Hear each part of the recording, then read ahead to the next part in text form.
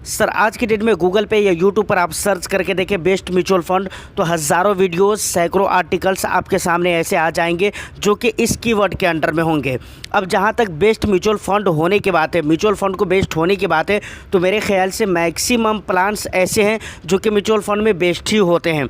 But यहाँ पर इसका ये मतलब नहीं कि वो आपके लिए बेस्ट है। तो मैं कहना ये चाह रहा हूँ कि आपको देख कर प्लान चूज़ करने चाहिए कि कौन सा प्लान, कौन सा म्यूचुअल फंड आपके रिस्क एपिटाइट के साथ या फिर आपकी पूरी मतलब गोल के साथ वो कंप्लीट हो सकता है, मतलब सूटेबल हो सकता है। यहाँ पर मैं ये कहना चाह रहा हूँ। साथ ही साथ कुछ कैटेगरी है, स्पेसिफिक कुछ कैटेगरीज़ हैं जिनके ऊपर हम बात करेंगे कि उन कैटेगरी के म्यूचुअल फंड उस तरीके का, उस हिसाब किताब का अगर म्यूचुअल फंड है तो उससे आपको अलग ही होकर रहना चाहिए। कौन कौन से म्यूचुअल फंड है, किस तरह की कैटेगरीज़ है, वो इस पे हम डिटेल्स में बात करेंगे। वीडियो बहुत ही ख़ास होने वाली, क्योंकि बहुत सारे लोग आज की डेट में उस तरह की स्कीम में पैसे निवेश करके पछता रहे हैं। तो एक लाइक ज़रूर कर दीजिए, शेयर कर दीजिए। चैनल को सब्सक्राइब नहीं किया है तो चैनल को भी ज़रूर सब्सक्राइब कर लीजिए। डायरेक्ट सर हम अपने मुद्दे पर आते हैं, बगैर मतलब की बातें करते नहीं। देखिए, सबसे पहला जो है हमारी लिस्ट में, वो सबसे पहला है FOF, फंड ऑफ फंड्स जिसे हम कहते हैं, फंड्स ऑफ फंड्स। अब ये फंड्स ऑफ फंड्स क्या होते हैं, सबसे पहले फ़ंड को समझ लेते हैं थोड़ा सा शॉर्ट में। फ़ंड में क्या होता है, किसी म्यूचुअल फ़ंड जो कि नॉर्मल होते हैं उसमें होता क्या है कि आपने म्यूचुअल फ़ंड में पैसे निवेश कर दिया। अब उससे फ़ंड मैनेजर क्या करेगा, स्टॉक्स खरीदेगा, अलग अलग कंपनियों में उसे निवेश करेगा।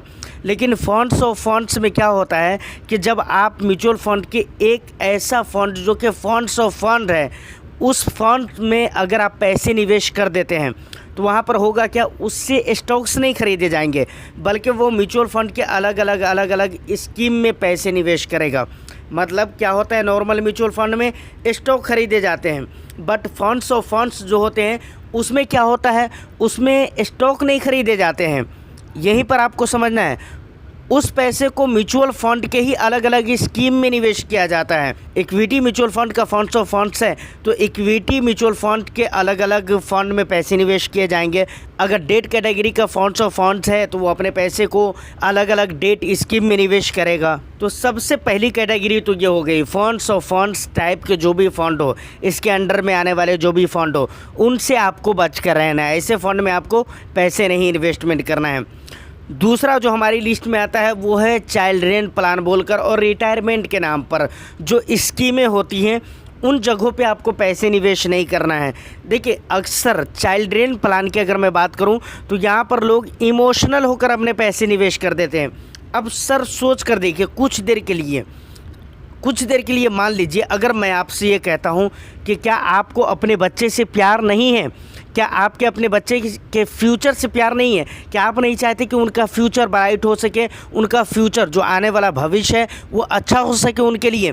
और इसी तरह की बातें सोचते हैं पेरेंट्स अपने बच्चों के बारे में, और वो सोचते हैं कि चलो अपने बच्चे के लिए हमें निवेश करना है तो जो चिल्ड्रेन प्लान है उसी में हम निवेश करेंगे, जबकि ये सोच गलत है। सर ठीक है, आपका इमोशन ठीक है, बच्चे के साथ जो आपका प्यार है, लव है, वो अपनी जगह पे ठीक है, उसको मेरी तरफ से सलाम। लेकिन मैं कहना ये चाह रहा हूँ कि आप अगर बच्चे के लिए निवेश करना चाह रहे हैं और आपकी थिंकिंग ये है, फॉर एग्ज़ाम्पल कि मुझे रिस्क नहीं लेना है, तो ठीक है, आप लार्ज कैप में निवेश करिए।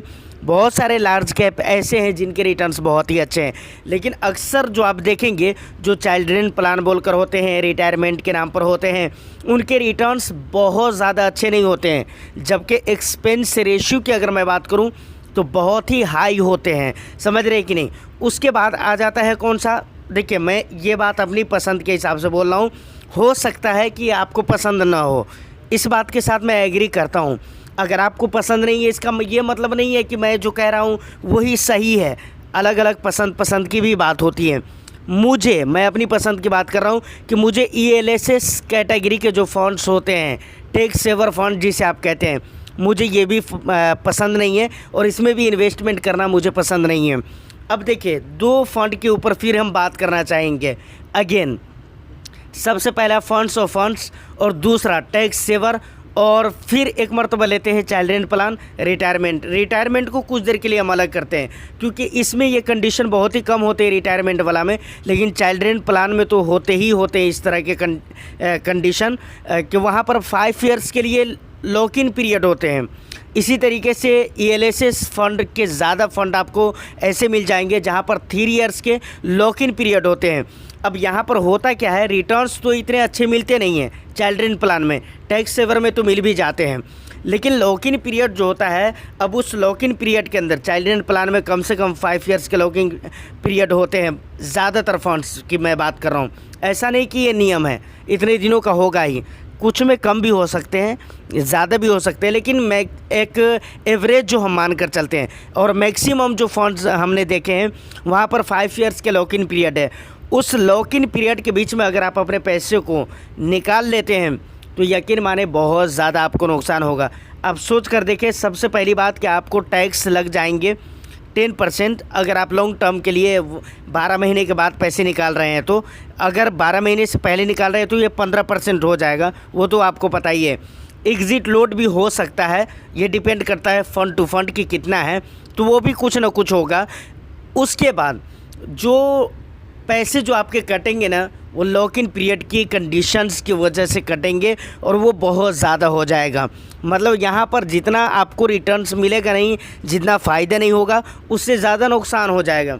इसी तरीके से ELSS फंड में कि यहाँ पर भी 3 ईयर्स के लॉक इन होते ही हैं मैक्सिमम फंड्स में, तो इसलिए मुझे भाई ये इस तरह के जो फंड्स हैं ना, वो बिल्कुल ही पसंद नहीं है। प्लस नॉर्मल एक बात मैं आपको बताता हूँ कि जो नॉर्मल म्यूचुअल फंड्स होते हैं ना, उनमें भी आप देखें कि जो एक्सपेंसेस हैं वो अगर बहुत ज़्यादा है तो वहाँ पर आप थोड़ा सोचने की कोशिश करें, क्योंकि आपके रिटर्न्स को बहुत हद तक के डैमेज करता है।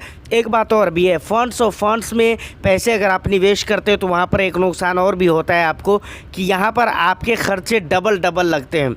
जिस फंड में आप निवेश कर रहे हैं उस फंड में तो आपके खर्चे लगेंगे ही, प्लस वो स्कीम अलग जिन स्कीम में निवेश कर रहे हैं उन फंड में भी आपके कुछ ना कुछ परसेंटेज में खर्चे लगेंगे, चाहे वो 0.01% ही क्यों ना हो, लेकिन लगेंगे ज़रूर। अब लास्ट में जो बात मैं कहने वाला हूँ बहुत ही ज़्यादा इम्पोर्टेंट होने वाला है। देखिए, बहुत सारे लोग NFO के पीछे पड़े रहते हैं।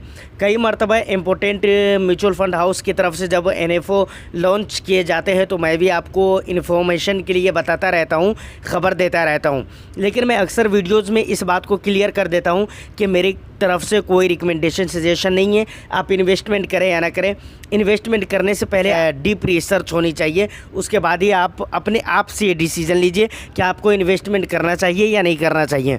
यहाँ पर मैं कहना ये चाह रहा हूँ कि NFO वगैरह जो आते हैं उनमें बहुत जल्दीबाजी करने की ज़रूरत नहीं है। उसको पहले मार्केट में रन होने दीजिए, कुछ दिनों तक चलने दीजिए, देखिए उसका परफॉर्म कैसा रहता है। मतलब जो भी उसका मकसद है वो अपने मकसद में कामयाब हो पा रहा है या नहीं हो पा रहा है। अगर हो पा रहा है तो ठीक है, अगर नहीं हो पा रहा है तो फिर उससे अलग ही रहने की ज़रूरत है। अब बहुत सारे लोग NFO में इन्वेस्टमेंट करना शुरू कर देते हैं, वहाँ पर मतलब जल्दीबाजी करते हैं वहाँ पर इन्वेस्टमेंट करने में, तो मुझे लगता है कि ये बहुत हद तक सही नहीं है। अब लास्ट में एक बात मैं कहना चाहूँगा, मैं जानना चाहूँगा कि आपका इन सारे मैटर्स पे क्या कहना है, आप इन चीज़ों के बारे में क्या सोचते हैं, हमें कमेंट सेक्शन में कमेंट करके ज़रूर बताइएगा। क्योंकि ये ज़रूरी नहीं है कि जो चीज़ें मुझे पसंद नहीं है, मैंने वीडियो में अपने हिसाब से बात की है, जो मुझे अच्छी लगती है, जो मुझे अच्छी नहीं लगती है, उन चीज़ों के बारे में मैंने बात किया है। तो ज़रूरी नहीं कि जो चीज़ें मुझे पसंद हो सर आपको भी पसंद हो, तो आप अपना फीडबैक ज़रूर दीजिएगा, ये मुझे कंटेंट क्रिएटिंग में बहुत ज़्यादा हेल्प करता है। उम्मीद करता हूँ कि इन्फॉर्मेशन आपको अच्छी लगी हो। एक लाइक ज़रूर कर दीजिएगा, शेयर भी कर दीजिए, सब्सक्राइब नहीं किया चैनल को तो सब्सक्राइब भी ज़रूर कर लीजिए। मैं फिर मिलता हूँ, आज की इस वीडियो में इतना ही। All the best, thank you for watching.